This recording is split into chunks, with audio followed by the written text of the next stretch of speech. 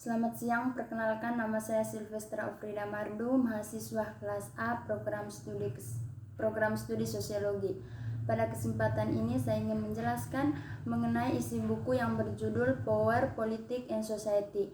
Di dalam buku tersebut berisi 10 topik besar. Yang pertama tentang kekuatan, yang kedua tentang peran negara, yang ketiga tentang politik, budaya, dan proses sosial, yang keempat tentang politik kehidupan sehari-hari, ekonomi, dan politik, yang kelima politik kehidupan sehari-hari, lembaga sosial, dan hubungan sosial, yang keenam tentang partisipasi politik, yang ketujuh tentang pemilihan, yang kedelapan tentang gerakan sosial, yang kesembilan tentang kekerasan dan terorisme, dan yang kesepuluh tentang globalisasi.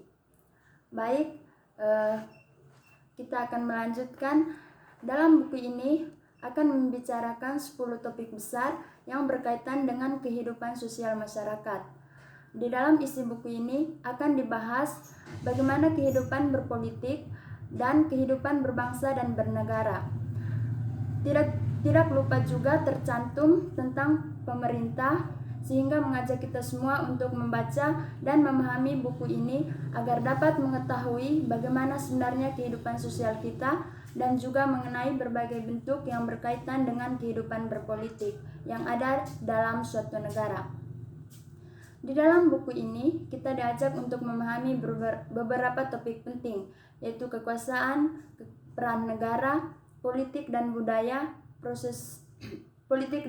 dan proses sosial, politik kehidupan setiap hari, ekonomi politik, lembaga sosial dan hubungan sosial, partisipasi politik, pemilihan, gerakan sosial, kekerasan dan terorisme, dan yang terakhir globalisasi.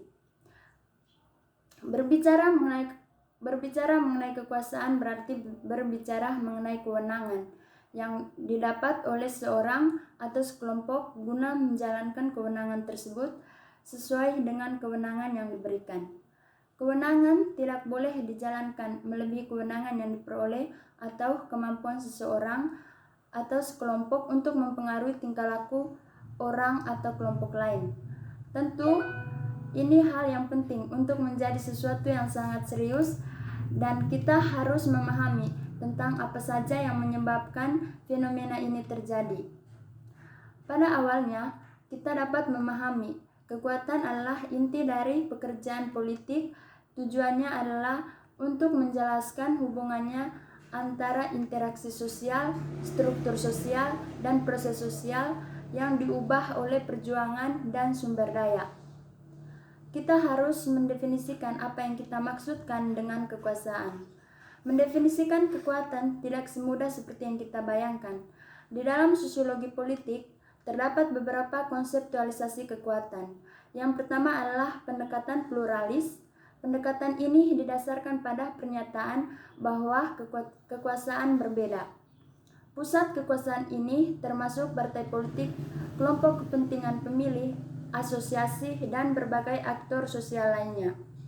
Berdasarkan pluralisme, berbagai pusat dalam masyarakat bersaing untuk mendapatkan kekuasaan.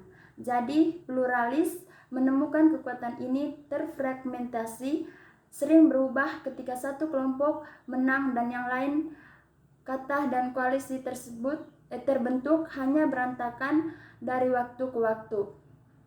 Kerangka pluralis pada dasarnya memandang kekuasaan dari hasil yang seimbang dari banyaknya kelompok yang melakukan tawar-menawar untuk peran dan proses politik, termasuk perbuatan kebijakan.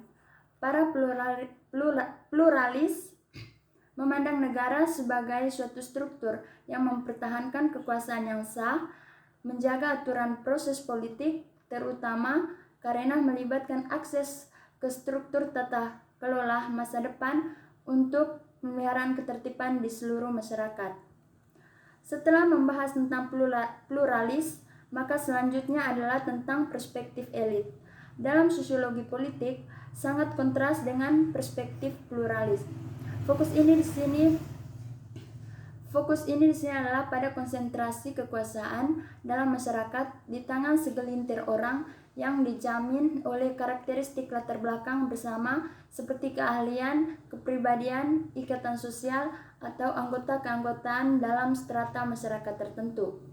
Perspektif elit menjelaskan konsentrasi kekuatan dan masyarakat dengan berfokus pada kelompok sosial, organisasi birokrasi, dan kalangan elit dari interaksi.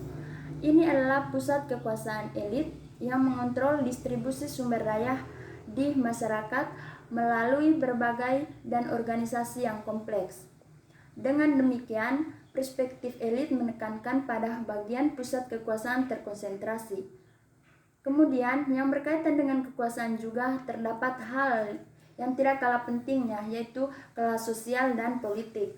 Perspektif kelas dalam sosiologi politik bekerja dengan kerangka kaum elit. Mereka bekerja sama dengan alasan bahwa kekuasaan terkonsentrasi pada tangan beberapa orang, tetapi kerangka kelas menyarankan bahwa dasar untuk konsentrasi kekuasaan tidak harus didasar pada karakteristik individual yang memegang kekuasaan. Sebaliknya, argumen kelas tradisional menunjukkan kepentingan ekonomi adalah dasar kekuasaan dalam masyarakat. Kerangka kerja ini adalah berdasarkan teori-teori Marx bahwa kekuasaan terletak pada kelas yang mengendalikan alat-alat produksi. Pendekatan kelas dengan demikian akan menganggap politik dan struktur terkait sebagai kelas kapitalis. Dalam teori Marx, ia membicarakan atau menjelaskan tentang kaum kapitalis, di mana kaum kapitalis ini adalah kaum yang memiliki modal dan biasanya mereka adalah kaum yang menguasai kaum proletar. Merekalah yang menentukan harga dari setiap hasil maupun untuk menetapkan tinggi rendahnya gaji dari seorang karyawan dalam lembaga kerja. Ketiga hal penting di atas merupakan hal yang penting yang berkaitan dengan kekuasaan. Kemudian untuk selanjutnya kita akan membahas tentang peran negara. Sebelum kita masuk pada isi, kita harus mengetahui apa definisi dari negara. Maka, jika kita telah mengetahui definisi dari negara, kita dapat dengan mudah mengetahui isi ataupun peran negara yang sesungguhnya. Dalam peran negara, Max Weber berpendapat bahwa negara adalah komunitas manusia yang mengklaim monopoli penggunaan sah kekuasaan fisik dan wilayah tertentu. Negara kemudian memiliki kemampuan untuk membuat dan menegakkan hukum dan dijalankan oleh mereka yang menduduki posisi dalam birokrasi negara. Negara memiliki kekuasaan atas kehidupan warganya, setiap orang yang saat ini berada dalam pembatasannya. Munculnya negara konsisten dengan pandangan Weber.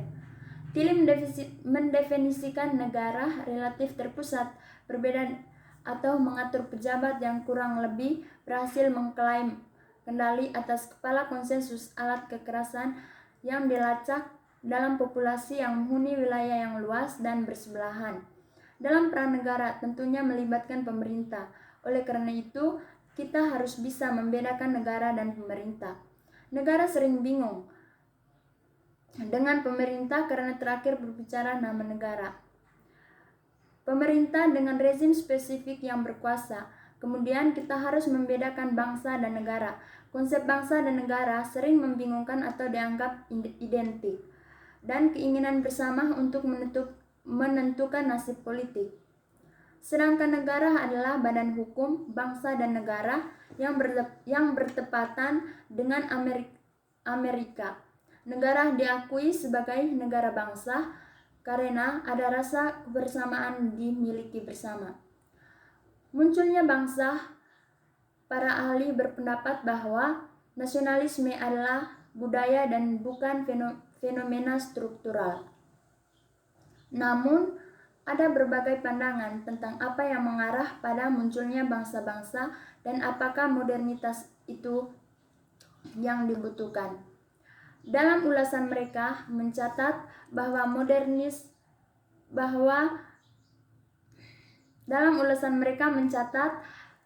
bahwa modernis telah menjadi populer sejak 1980-an. Berbagai bentuk negara dan bangsa, sosiologi politik mengenal beberapa bentuk negara yang berbeda. Di dalam peran negara terdapat demokrasi. Demokrasi adalah sistem politik yang dimana kesempatan untuk berpartisipasi dalam pengambilan keputusan sangat luas. Di dalam demokrasi terdapat jenis-jenis demokrasi, yaitu demokrasi langsung, demokrasi perwakilan, dan demokrasi liberal. Demokrasi langsung di mana warga negara berpartisipasi dalam pengambilan keputusan. Demokrasi perwakilan di mana warga negara memilih seseorang untuk memilih dan menyuarakan. Demokrasi liberal ditandai oleh kebebasan termasuk ekspresi, berkumpul, partisipasi politik, dan kepemimpinan properti. Di dalam peran negara terdapat kemajemukan. Berbicara mengenai kemajemukan berarti berbicara mengenai keberagaman.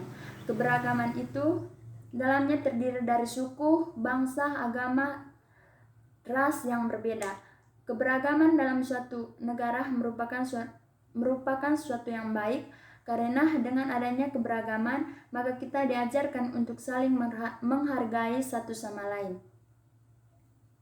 Selanjutnya, di dalam sosiologi politik terdapat juga gerakan sosial. Gerakan sosial adalah bagian penting dari studi politik dan hubungan antara masyarakat dan politik.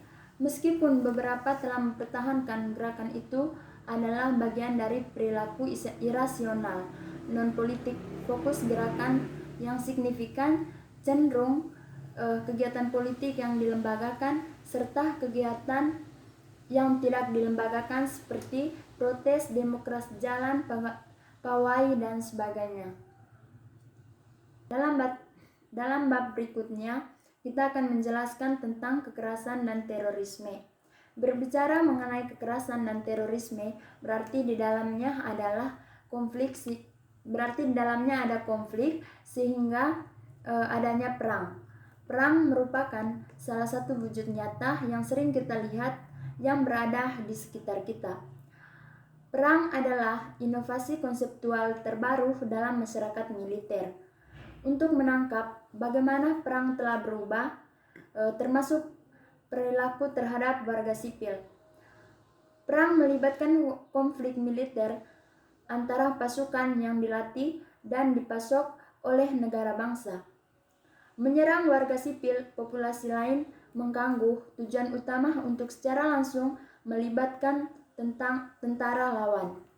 Hukum internasional yang mengatur perilaku dan perlindungan warga sipil sesuai dengan yang lama tujuan perang militer.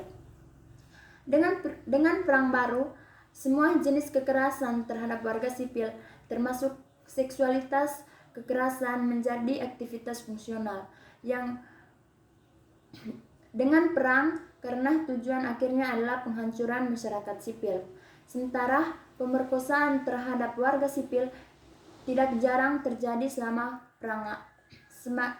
terjadinya perang. Turner berpendapat bahwa ini tidak direncanakan dalam perang baru. Kausalitas bergeser dari personel militer ke warga sipil dan kekerasan seksual terutama dalam memperkosa dan membunuh wanita. Secara historis, kekerasan telah didefinisikan sebagai respon terhadap pemerintah yang menindas dan korupsi. Tentu saja adalah contoh dari penjajah yang menentang represi. Berkaitan dengan ekonomi politik, perspektif ini adalah pendekatan yang lebih interdisipliner dan berguna untuk menjawab pertanyaan seperti itu, karena mengapa demokrasi liberal lebih rentan terhadap terorisme? Apa dampak bersih dari liputan media? Melakukan manfaat pertanggungan membenarkan resiko dan up to grade of yang akan diterima masyarakat antara menurunnya kebebasan sipil dan peningkatan perlindungan. Dan pada bab terakhir kita akan membahas tentang globalisasi. Globalisasi merupakan salah satu dari neologisme yang aneh yang sering digunakan tetapi jarang didefinisikan. Ada beberapa definisi sosiologi tentang globalisasi, tetapi banyak yang menekankan bahwa globalisasi adalah kombinasi dari beberapa proses, melibatkan aspek atau dimensi sosial yang berbeda, misalnya budaya, sosial, ekonomi, politik, dan demografi, melampaui batas-batas negara politik dengan pertukaran lintas batas yang melibatkan orang, barang, uang, dan budaya, menghasilkan peningkatan level dan kedalaman interkoneksi, adalah decoupling atau ruang dan waktu, atau mengubah asli kompresi ruang dan waktu. Smith menghasilkan peningkatan kesadaran dunia sebagai ruang tanggal. Mendefinisikan globalisasi sebagai gerakan dan penyerapan barang dan modal politik dan kekuasaan informasi dan teknologi di seluruh dunia. Tapi globalisasi juga melibatkan transmisi polusi, kejahatan, dan masalah sosial lainnya di dalam melampaui batas-batas nasional, regional, dan lainnya. Definisi ini menggarisbawah pepatah pedang globalisasi bermata dua.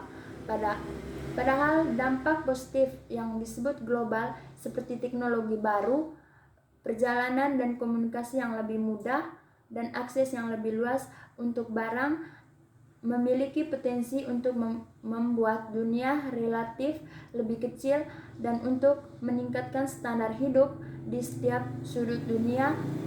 Mereka juga menciptakan masalah yang tidak diinginkan dan dengan demikian menciptakan dua pedang permata. Demikian penjelasan mengenai isi buku ini. Sekian dan terima kasih.